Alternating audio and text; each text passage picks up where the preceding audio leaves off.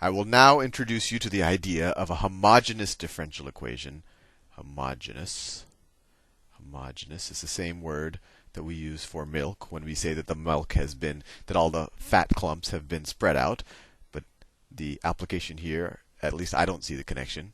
Homogeneous differential equation. And even within differential equations, we'll learn later, there's a different type of homogeneous differential equation. And those are called homogeneous linear differential equations, but they mean something actually quite different. But anyway, for this purposes, I'm going to show you homogeneous differential equations, and what we're dealing with are going to be first order equations. And what does a homogeneous differential equation mean? Well, let's say I had just a regular first order differential equation that could be written like this. So dy dx is equal to some function of x and y. And let's say we try to do this and it's not separable and it's not exact. What we learn is that if it can be homogeneous, if this is a homogeneous differential equation, that we can make a variable substitution, and that variable substitution allows this equation to turn into a separable one. But before I need to show you that, I need to tell you, well, what does it mean to be homogeneous? Well, if I can algebraically manipulate this right side of this equation so that I can actually rewrite it instead of a function of x and y, if I could rewrite this differential equation so that dy dx is equal to some function, I don't know, let's call that, we'll call that g, or we'll call it capital F. If I can rewrite it algebraically so it's a function of y divided by x, then I can make a variable substitution that makes it separable. So right now it seems all confusing. Let me show you an example. So let's say that, and I'll just show you the example, show you it's homogeneous, and then we'll just do the substitution. So let's say that my differential equation is the derivative of y with respect to x is equal to x plus y over x. And you can, if you'd like, you can try to separate, make this a separable, but it's not that trivial to solve, or at least I'm looking at inspection, it doesn't seem that trivial to solve. And as we see right here, we have the derivative, it's equal to some function of x and y. And my question is to you, can I just algebraically rewrite this so it becomes a function of y over x? Well, sure, if we just divide both of these top terms by x, right? This is the same thing as x over x plus y over x, right? This equation is the same thing as dy over dx is equal to this, which is the same thing as rewriting this whole equation. I'm going to switch colors arbitrarily as this. Dy over dx is equal to x divided by x is equal to 1, if we assume x doesn't equal 0, plus y over x. So you're probably wondering, what did I mean by a function of y over x? Well, you can see it here.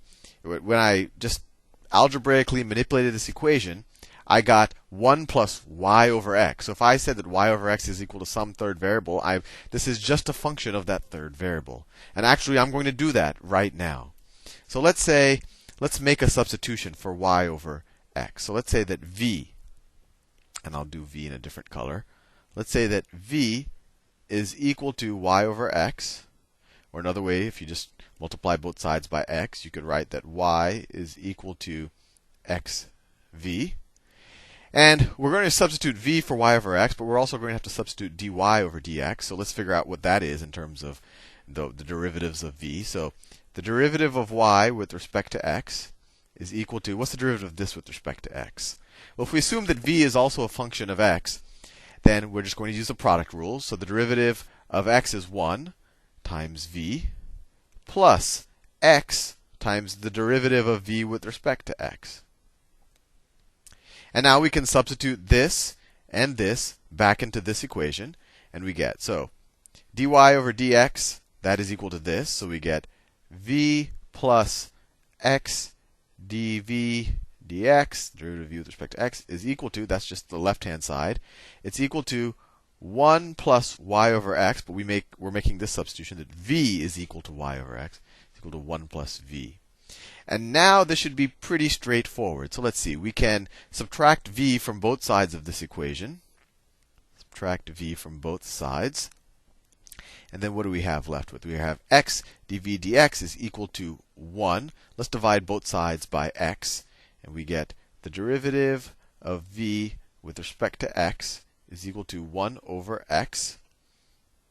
It should maybe start becoming a little bit clear what the solution here is, but let's just keep going forward. So if we multiply both sides by dx, we get dv is equal to 1 over x times dx.